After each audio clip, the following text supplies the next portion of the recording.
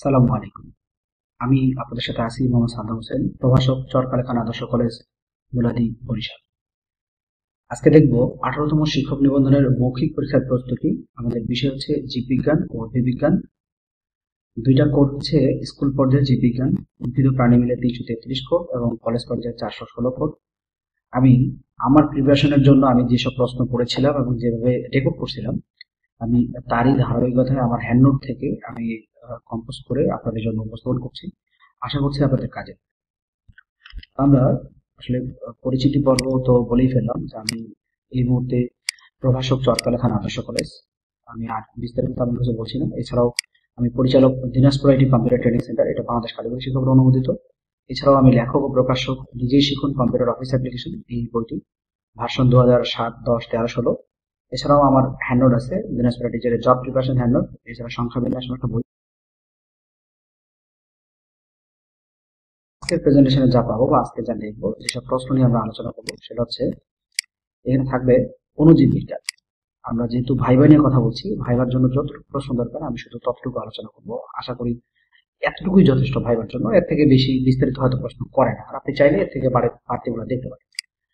আছে pasteurisation, fermentation, vaccine, globule, জীবাণুতত্ত্ব, জীবন। আমাদের আজকের এই আমার প্রেজেন্টেশনে আমরা এখানে 7টা টপিক নিয়ে বেশ কয়েকটি স্লাইডে দেখব যে আসলে কোন কোন প্রশ্নগুলো সব থেকে বেশি গুরুত্বপূর্ণ এবং যে প্রশ্নগুলো সাধারণত ধরা হয়ে থাকে। আর একটা বিষয় বলে রাখি, আমাদের ধারাবাহিক যে প্রশ্নগুলো হয় সেই প্রশ্নগুলোর শুরুর দিকে অর্থাৎ প্রতি অধ্যায় থেকে আমি কিছু কিছু প্রশ্ন নিয়ে আমার আসলে হ্যান্ডনোটটা তৈরি করা। সব মিলে আমার হ্যান্ডনোটটা ছিল 150 পৃষ্ঠা, অর্থাৎ আমার হাতে লেখা। আপনারা হয়তো অনেকেই জানেন, যারা বিশেষ করে আমার আগের প্রোফাইলে ছিলেন। আমি গত বছর যখন পরীক্ষা চলে তখন কিন্তু আমার এই হ্যান্ডনোটটা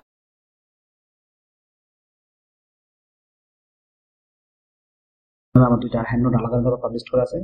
দুটাতে, একটাতে 69 পৃষ্ঠা এবং একটাতে 73 পৃষ্ঠার দুইটা হ্যান্ডনোট আছে। আমরা অণুজীব বিজ্ঞানের যে প্রশ্নগুলো পড়বো তার মধ্যে অণুজীব বিজ্ঞানের সংজ্ঞা কাকে বলে, অর্থাৎ জীববিজ্ঞানের যে শাখায় অতি ক্ষুদ্র ক্ষুদ্র আণুবীক্ষণিক জীবদের আবাসভূমি, শারীরিক কার্যাবলী, গঠন, বিস্তার, আবিষ্কার ও অন্যান্য জীববিজ্ঞান বিষয়ে গবেষণা করা হয়, তাকে মাইক্রোবায়োলজি বা অণুজীব বিজ্ঞান বলে। মাইক্রো অর্থ ছোট, বায়োলজি অর্থ জীববিজ্ঞান। প্রশ্নগুলো আপনাকে শুধু মাইক্রো অর্থ জিজ্ঞেস করতে পারে, শুধু বায়োলজি বিষয় অর্থ অণুবিজ্ঞান, অণুজীব বিজ্ঞান কাকে। অণুজীব বিজ্ঞানের জনক হচ্ছেন অ্যান্টনি ভন লিউয়েনহুক। আপনাকে পুরো নামটা মনে রাখা জরুরি। আমরা অনেকেই শুধু লিউয়েনহুক বলে থাকি, কারণ ভাইবা বোর্ডের জন্য পুরো নামটা যে মনে রাখা খুব ইমার্জেন্সি। অণুজীব বিজ্ঞানের শাখাসমূহ হচ্ছে, যেগুলো উল্লেখযোগ্য সেগুলো হচ্ছে কৃষি, শিল্প, পরিবেশ, বায়ুমণ্ডল, চিকিৎসা। ব্যাকটেরিয়া দ্বারা সৃষ্ট মানুষের রোগ, কলেরা, যক্ষা, টাইফয়েড, নিউমোনিয়া, ডিপথেরিয়া, কুষ্ঠ। এখানে আমি করছি, আপনি চাইলে আরো অন্যান্যগুলো দেখে নিতে পারেন, তবে 6টা রোগী যথেষ্ট। আপনি দুইটা একটা বলতে পারলেই আপনাকে এর থেকে বেশি জিজ্ঞেস করবেন। ভাইরাস দ্বারা সৃষ্ট মানুষের রোগ হচ্ছে স্মল পক্স এবং পোলিও জন্ডিস, তিনটা। এই তিনটা রোগ সব থেকে বেশি করা হয়। এর মধ্যে একটা কথা আছে যে পোলিও বাংলাদেশে বর্তমান জিরো টলারেন্সে আছে। এটা অনেক সময় জিজ্ঞেস করি যে বাংলাদেশে কি পোলিও এখন আছে কিনা। এটা হচ্ছে জিরো টলারেন্স, এবং 2007 সাল থেকে বাংলাদেশের পোলিও প্রভাব খুব একটা দেখা যায় না। অণুজীব বিজ্ঞানের অন্যান্য প্রশ্ন হচ্ছে, অণুবীক্ষণ যন্ত্র ব্যাকটেরিয়ার জনক অ্যান্টনি ভন লিউয়েনহুক। অণুজীব বিজ্ঞানের স্বর্ণযুগ বলা হয়, যেমন অণুজীব বিজ্ঞানের জন্ম তো অনেক আগেই, কিন্তু স্বর্ণযুগ বলা হয় 1857 থেকে 1910 সাল পর্যন্ত। এই সময়ে অণুজীব বিজ্ঞানের সব থেকে বেশি প্রচার, প্রসার এবং আবিষ্কার হয়েছে।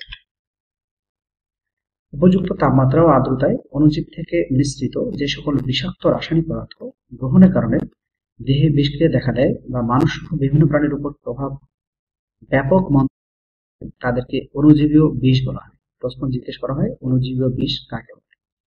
আপনি সহজ করে উল্লেখ করতে পারেন যে অর্থাৎ এমন এক প্রকার বিষ বা বিষাক্ত পদার্থ বা রাসায়নিক পদার্থ যা মানুষ সহ অন্যান্য প্রাণীর উপর মন্দ প্রভাব সৃষ্টি করে এবং যেটা অণুজীব থেকে নিঃসৃত, তাকে বলে অণুজীবীয় বিষ। যেসব জীব অতি ক্ষুদ্র, অর্থাৎ যাদের সাধারণত খালি চোখে দেখা যায় না, অণুবীক্ষণ যন্ত্রের সাথে দেখতে হয়, তাদের অণুজীব বা মাইক্রো অর্গানিজম বলে। আমরা পড়ছিলাম মাইক্রোবায়োলজির মাইক্রো অর্গানিজম বা অণুজীব। গুরুত্বপূর্ণ অণুজীবগুলো হচ্ছে ভাইরাস, ব্যাকটেরিয়া, প্রিয়ন, ভিরয়েড, রিকেটশিয়া। এখানে আপনি 5টা অণুজীব মুখস্থ রাখলে যথেষ্ট, এর থেকে বেশি সাধারণত প্রশ্ন করা হয় না। এছাড়া আপনি সংজ্ঞাগুলো একটু দেখে নেবেন, ভাইরাস কাকে বলে, ব্যাকটেরিয়া কাকে বলে। যেমন ধরুন আমরা যদি ভাইরাস কাকে বলে বলি, যে তাহলে ভাইরাস হচ্ছে কিরকম, যে ভাইরাস হচ্ছে এমন এক প্রকার জীব যাদের দেহ নিউক্লিক অ্যাসিড এবং প্রোটিন দ্বারা নির্মিত, যারা অকোষীয়, অতি আণুবীক্ষণিক, যারা নির্দিষ্ট পোষক বংশবৃদ্ধি করতে সক্ষম এবং বাধ্যতামূলক পরাজীবী, তাদের বলা যায় ভাইরাস। এইভাবে আপনি একটা একটা করে ব্যাকটেরিয়া কাকে বলে, প্রিয়ন কাকে বলে, ভিরয়েড কাকে বলে, রিকেটশিয়া কাকে বলে মুখস্থ করে নেবেন, কারণ এই প্রশ্ন রাখা আমার প্রেজেন্টেশন পাবে। যেসব জীবাণু রোগ সৃষ্টি করে তাদের প্যাথোজেন বলা হয়। তাহলে প্যাথোজেন কাকে বলে? যারা রোগ সৃষ্টি করে, অর্থাৎ রোগ সৃষ্টিকারী যে কোনো জীবাণুকে বলা হচ্ছে প্যাথোজেন। পাস্তুরাইজেশন, দুধে ল্যাকটোজ থাকে, দুধের ব্যাকটেরিয়া ল্যাকটোজকে ল্যাকটিক অ্যাসিডে পরিণত করে, ফলে টক হয়। পাস্তুরাইজেশন পদ্ধতি আবিষ্কার করেন লুই পাস্তুর 1864 সালে। এখানে সালটা উল্লেখ করে, আবার কে আবিষ্কার করছেন সেটা উল্লেখ করে। আবার এটা বলা হয় যে পাস্তুরাইজেশন কাকে করা হয় বা কাকে অবস্থান করে বা কোন পদার্থকে অবস্থান করে পাস্তুরাইজেশন করা হয়। এটা হচ্ছে দুধ বা তরল পদার্থ। তো নির্দিষ্ট তরল পদার্থ বিশেষ করে দুধ থেকে নির্দিষ্ট অণুজীব সমূহকে অপসারিত করে, তাকে ওই অবস্থায় দীর্ঘক্ষণের প্রক্রিয়াকে পরিচালনা করা হয়, তাকে পাস্তুরাইজেশন বলে। যেটা বলছিলাম যে পাস্তুরাইজেশন করা হয়, এটা তরল পানীয়। তরল পানীয়কে জীবাণুমুক্ত করার প্রক্রিয়াকে পাস্তুরাইজেশন বলে। সেটা দুধ হতে পারে, এটা অন্যান্য তরল পানীয়, যেমন এটা যে আমাদের যে দূষিত পানি সেটা হতে পারে, অথবা আরো অন্যান্য যে আমাদের অ্যালকোহল জাতীয় পদার্থ আছে সেগুলো কিন্তু হতে পারে। দুধকে 30 মিনিট 63 ডিগ্রি সেলসিয়াস অথবা 15 সেকেন্ড 72 ডিগ্রি সেলসিয়াস তাপমাত্রায় উত্তপ্ত করে হঠাৎ 4 থেকে 7 ডিগ্রি তাপমাত্রায় নামিয়ে আনলে দুধ জীবাণুমুক্ত হয়। অর্থাৎ যদি আমি 30 মিনিট ধরে দুধকে জীবাণুমুক্ত করতে চাই তাহলে আমার তাপমাত্রা দরকার 63 ডিগ্রি, অথবা আমি যদি 72 ডিগ্রি সেলসিয়াস তাপমাত্রা দিতে পারি তাহলে মাত্র 15 সেকেন্ডে যথেষ্ট। অর্থাৎ 30 মিনিটে 63 ডিগ্রি সেলসিয়াসের কাজ 72 ডিগ্রি সেলসিয়াসে মাত্র 15 সেকেন্ডে সম্ভব, অর্থাৎ 60 ভাগের 1 ভাগ। এই প্রশ্নটা বারবার করা হয় যে দুধকে পাস্তুরাইজ করার জন্য কি 30 মিনিট দরকার নাকি 15 সেকেন্ড দরকার। তো দুইটাই আপনাকে মনে রাখতে হবে, অর্থাৎ 63 ডিগ্রি সেলসিয়াস তাপমাত্রায় 30 মিনিট, 72 ডিগ্রি সেলসিয়াস তাপমাত্রা হলে 15 সেকেন্ড মাত্র। ফার্মেন্টেশন, ছত্রাক ঘটিত রোগের কারণ বর্ণনা করেন ডিবে। যে ছত্রাক ঘটিত রোগের কারণ বর্ণনা করেন কে? আধুনিক অণুজীব বিজ্ঞানের জনক হচ্ছে লুই পাস্তুর।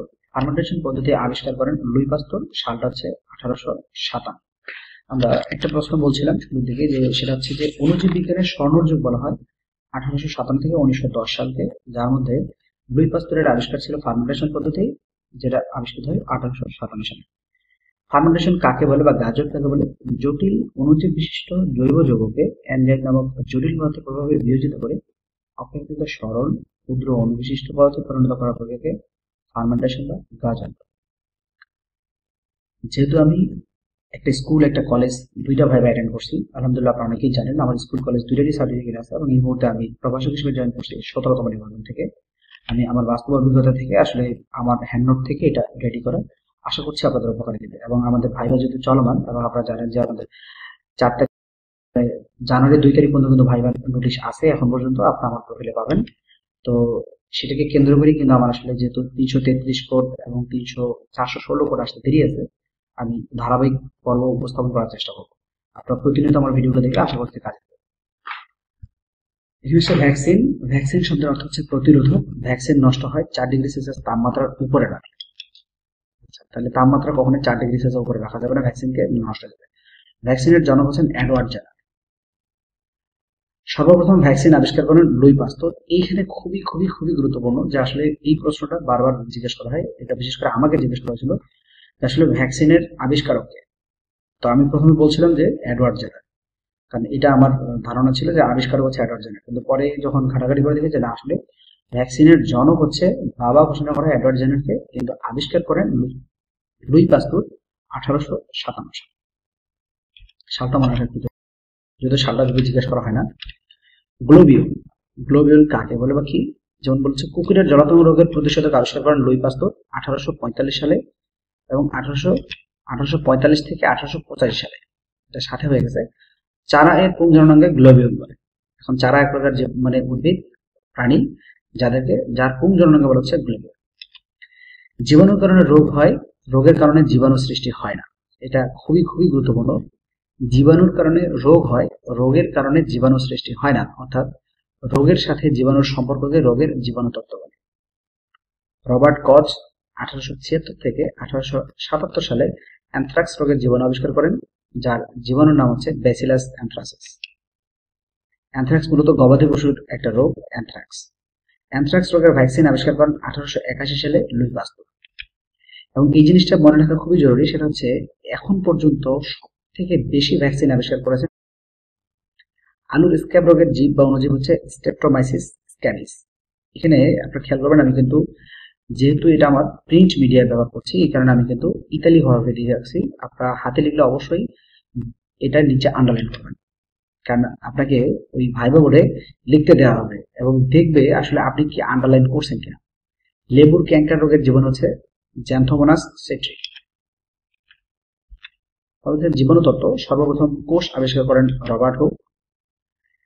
আলেকজান্ডার ফ্লেমিং 1929 সালে পেনিসিলিন আবিষ্কার করেন, 1945 সালে নোবেল পুরস্কার লাভ করেন। প্রশ্নটা থাকে এরকম যে আলেকজান্ডার ফ্লেমিং কোন আবিষ্কারের জন্য কত সালে নোবেল পুরস্কার লাভ করেন? সেটা হচ্ছে পেনিসিলিন আবিষ্কারের জন্য, বা 1929 সালে পেনিসিলিন আবিষ্কার করার জন্য 1945 সালে নোবেল পুরস্কার লাভ করেন। প্রাণহীন জৈব বস্তু থেকে নিজে নিজে জীব সৃষ্টির মতবাদকে বলা হয় বায়োজেনেসিস। আবার যেমন প্রাণের সঞ্চার আমরা জানি যে প্রোটোপ্লাজম। এই প্রশ্নটা বারবার জিজ্ঞাসা করা হয় যে প্রাণের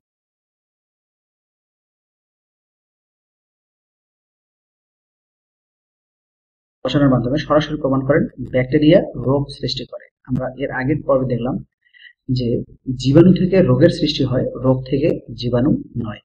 এটা মনে রাখা খুবই জরুরি। মনে রাখবেন, ভালোবাসা ভালোবেসে, ভালোবাসা যাকে ভালোবাসা ভালোবেসে বেঁধে যে রাখে। আসলে কতগুলো ভালোবাসা বললাম, কিভাবে বললাম, আপনার নিজের একটা আরেকবার টেনে টেনে শুনে নেবেন। তো ঠিক এটাই যে জীবাণুর কারণে রোগ সৃষ্টি হয়, রোগের কারণে জীবাণু নয়।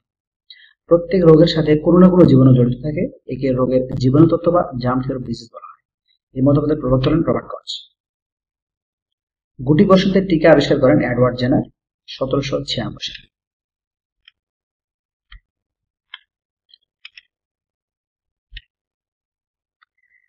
জীবন সম্পর্কে আমাদের প্রশ্নগুলো হচ্ছে, প্রোটোপ্লাজম নিয়ন্ত্রিত সব শৃঙ্খলিত বৈশিষ্ট্যের যোগফলের জীবন, বা এটা বলতে পারেন প্রোটোপ্লাজমের ভিত্তি হচ্ছে জীবন, বা জীবনের ভিত্তি হচ্ছে প্রোটোপ্লাজম।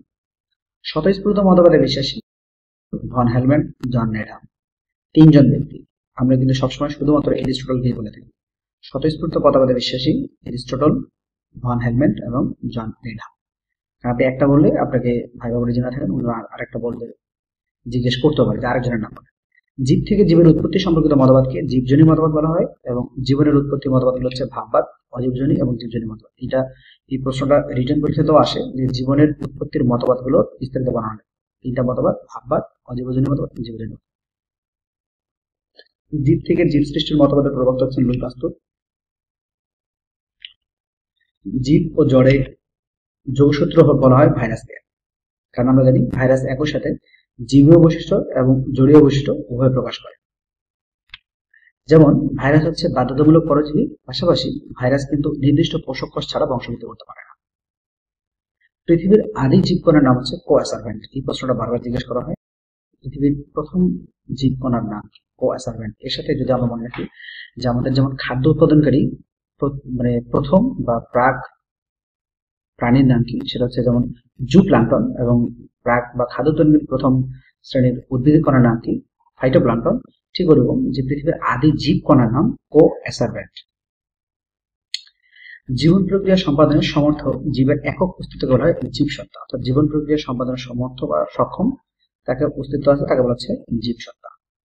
প্রাণীদের গঠন ও কাজের একক বলা হয় কোষ, বা কোষকে কি বলে? প্রাণীদের গঠন ও কাজের একক। আজকে এ পর্যন্তই। আমি আপনাদের সাথে ছিলাম মোহাম্মদ সাদ্দাম হোসেন, প্রভাষক, সরকারি খান আদর্শ কলেজ, বুলাদি, বরিশাল। এছাড়াও আমার পূর্ব পরিচয় ছিল বা এখনো আছে, আমি পরিচালক, Dinajpur IT computer training centre. দেখাবো ইনশাল্লাহ আগামী পর্বে। সাথে থাকবেন, ভালো থাকবেন, সুস্থ থাকবেন, নিরাপদ থাকবেন। বিদায় নিচ্ছি। আল্লাহ হাফেজ। আসসালামু আলাইকুম।